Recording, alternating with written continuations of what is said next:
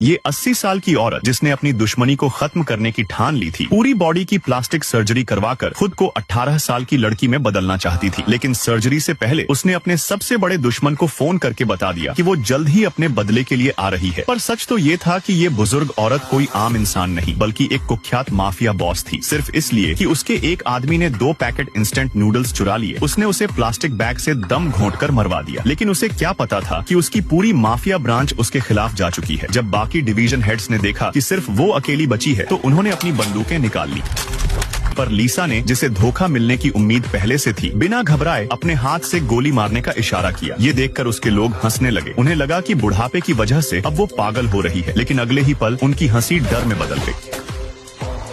लीसा ने पहले से ही एक हिल टॉप पर अपने सबसे बेहतरीन स्नाइपर्स तैनात कर दिए थे। जैसे ही उसने हाथ हिलाया, सभी स्नाइपर्स ने एक साथ गोली चला दी। सभी गद्दार खत्म हो चुके थे। इसके बाद लीसा ने अपने आदमी जैक को कहा कि वो तुरंत अकाउंट में $1 अरब ट्रांसफर कर दे। उसे लगा कि अब सब कुछ खत्म हो चुका है। लेकिन ट्रांसफर के बाद लीसा ने सोचा कि जैक को भी मार देना चाहिए, क्योंकि वो उसके सारे राज जानता था।